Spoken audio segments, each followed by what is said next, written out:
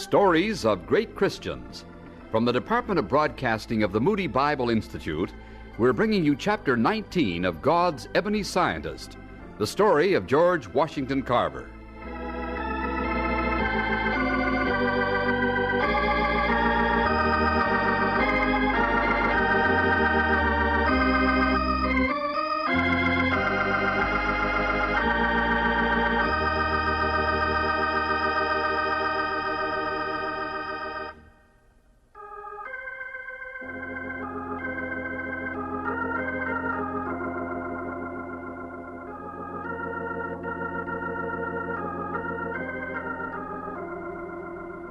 Long about 1903, Professor Carver, you were given an assistant in your department. Now tell me why this didn't make you exactly happy. Dan Bridgeforth. He was a swaggering sort of fella. Talked a lot and talked loud. The day we met, we clashed. You got used to him? Oh, I did not. Bridgeforth got things done all right, but he talked to me like I was an idiot. Until finally... Well, I complained to Dr. Washington. Asked him to step in and settle things. I had to.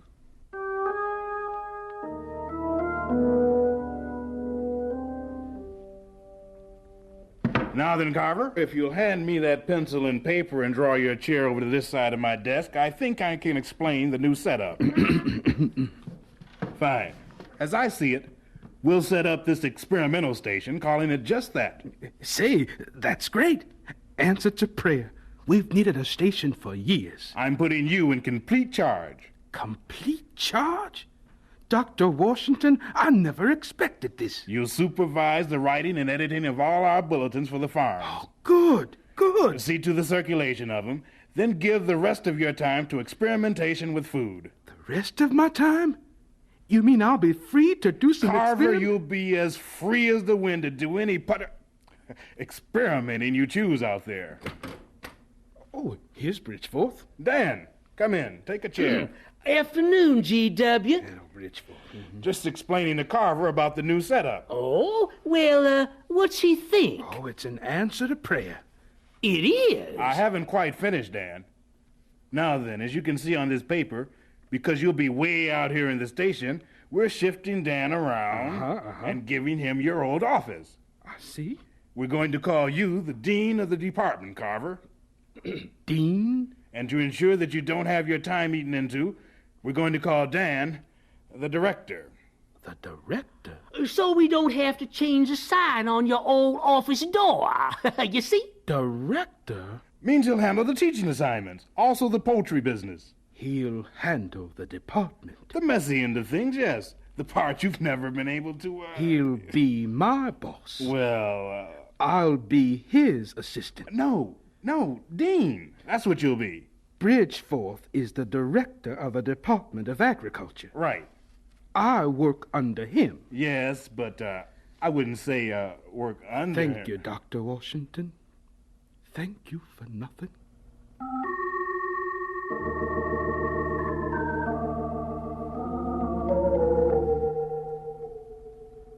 I never thought I'd be so hurt by another black man.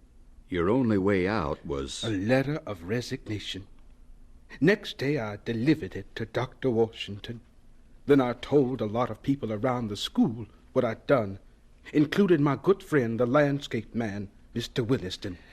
Dr. Washington, sir, don't let him resign. Here, Williston. Take it easy. That'd be awful. Worst thing that could happen to Tuskegee. Williston, sit down. Well, maybe I'm only the landscape man, but... Williston, I'm not letting Carver resign. You're overreacting. Well, maybe I am, but everybody says the same thing. They just say... What? You're not? No, I'm not letting Carver resign at all. Well, praise God.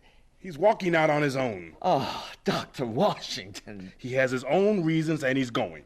I couldn't stop him if I tried. Sure, he has his reasons. Everybody's talking about them, too. Let them. I'm just a landscape man, Dr. Washington, but here's how I see it. Got a 2:30 appointment, Williston. Now, look, say you got a pretty little flowering plant. Yeah, the kind that grows in the mountains, but grows good down here on the flat, too. Yes. Now, say you got it grown over in front of your administration building. Go on, Williston. It's a real addition to the place. Brightens things up. Yes. If folks like it. Then comes along that big, bristly weed that grows like cotton here. You know it. I can't say I do. You can't miss it. Big and ugly, full of bristles. He smells like a skunk on a wet day. Williston, I don't see Now, what... Here comes that weed, crowding in, growing up on the same patch of ground that little plant's on. Now, what do? I don't know. Well, here's what you don't do. You don't take that pretty little flower plant and rip it out of the ground and toss it out for garbage. Williston, what kind of All talk... because the big weed is so bristly and pushy. That's enough. That's just my point of view, sir, that's all. That's enough talk about Bridgeworth being a bristling weed that smells like a skunk. I never said... Tend to your weeds and your flowering plants. I'll handle the staff. But, sir... I'll run Tuskegee as I think best. If it means taking Carver's resignation, well, there are always more plants up in the mountains.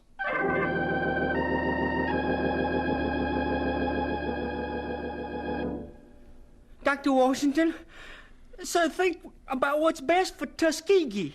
Josh, you are one of a steady stream of complaining, upset people that have stormed this office today. Dr. Washington, sir, our school just fall apart without our professor. I've heard all that.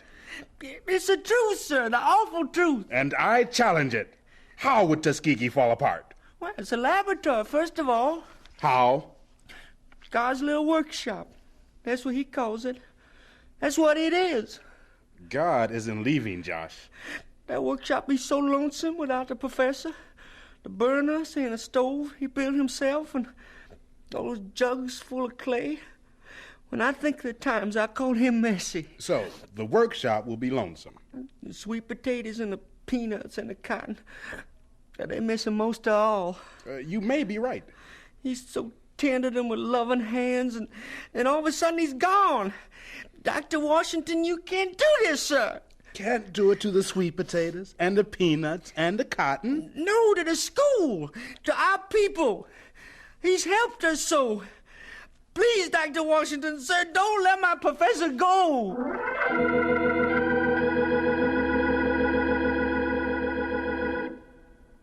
Dr. Washington, I apologize for taking any more of your time, but I had to see you. 3 minutes before my next appointment. Well, I've been thinking about how I feel about all this, Dr. Washington. Oh, I hope I can explain it better this time. Maybe if you started. Now, here's how I look at it. 3 minutes, Williston. Well, you got a garden of beautiful flowers, all colors, red, orange, yellow, big blossoms, showy things. We've jumped from weeds to big flowers. Yeah, but off in the corner of this garden is a little plant. The kind that grows in the mountains. Yeah, that's right. It's pretty. Yeah, but it don't look so pretty next to those big showy things. The colors clash, for one thing. I see. And the little plant just doesn't get enough food. 2 minutes, Williston. So the landscape man comes along. Thought he would. And he leaves the big flowers right where they are. That surprises But me. he takes the little plant out. Mm-hmm. And he puts it in a spot all by itself. But the little plant still doesn't grow there. Sure it does, 'cause this is a spot just right for it. Right in front of the chapel. Right smack in the middle of a big stretch of green grass. I see. And when people come out of the chapel, they think it's the most beautiful flower they've ever seen. And the plant, off by itself, in this new place? In this nice new place. It grows well. Seems happy. It sure does, Dr. Washington. You bet it does.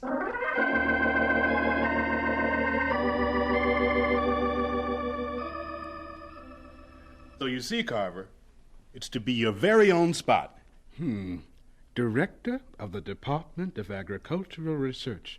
It sounds just right, Dr. Washington. Is just right. A department entirely apart from anything else. No other plant will crowd you out. I beg your pardon, sir. I didn't understand you. You said something about plants crowding me out. Plants, sir? Did I? What I mean is, you'll be free to do all the experimenting you want. With plants, that is, or anything. Free? Huh? You'll have an experimental station and time to work in it. Oh, what I've prayed for. Time to write your agricultural bulletins. Wonderful. And we'll build you a first-class lab. And I'll be director. Director of the Department of Agricultural Research. You're on your own, entirely. Thank you, Dr. Washington. Well, Carver, how does it suit you? What's your answer? Will you stay with Tuskegee? Only one answer possible, Dr. Washington. Of course I'll stay.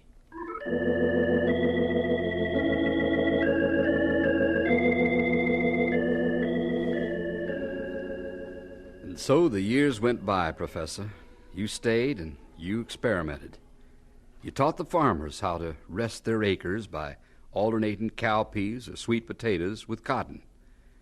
So cotton grew better than ever, and then in 1912, everybody was expecting the best crop in years, thanks to you. But one morning, the Alabama folk around Tuskegee got up, looked out at their fields, and...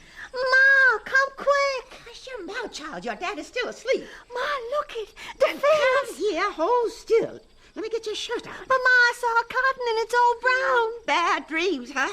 Now hold still. I got up and then I looked out and saw it. The leaves all yellow and stalks bent over like this. Straighten up. Dear. More crazy fibbing, huh? No, Ma. Look at it, Ma. Well. See, Ma? Lord have mercy. Ebenezer, quick. It's the cotton.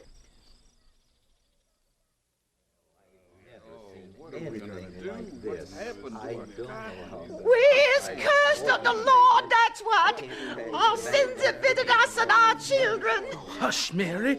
I'm trying to help you, but I can't... Too late for help, Professor. Too late for anything but a miracle. A real miracle. There. I have it. A miracle? What killed your cotton? Hey, the professor's fixed it up. It's all right. No. Mary, all of you, listen. I've found out what did this to your cotton. What? It's right in my hand. I don't see nothing. Oh, it's too small. A little worm, not more than half an inch long. A worm? The meanest worm this side of hell. A little worm did Yes, this? Mary. What killed your cotton crop is the boll weevil worm. Boll weevil. Now you found it. How does we get rid of it? Mary, boll weevil won't leave till he eats his fill. Cotton. What's more, this little worm and all his cousins leave billions of eggs and to keep on eating and eating and eating. Then we killed them all. There's only one way to do that. Plow under your cotton. Plow it under. Plow it under. Then spray the soil with poison. Oh, our land is ruined. No. In a month you can plant again. Mr. Boll Weevil won't come back. He'll come right back if you plant cotton. Of course we plant cotton. Why? Well, ain't nothing else that sells. Yes, there is. Well, not sweet potatoes, not cowpeas. 1 month from today, you'll plant your fields again with peanuts. No, never plant. Plant goopers? Oh, you're crazy.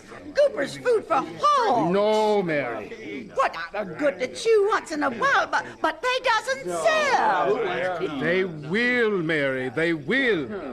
You out there, listen to me. Take my word. You have one choice in this world to beat boll weevil and get money for food. Plant peanuts.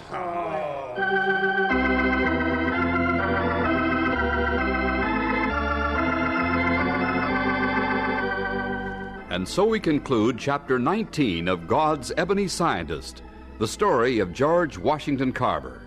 Stories of Great Christians is presented by the Department of Broadcasting of the Moody Bible Institute in Chicago.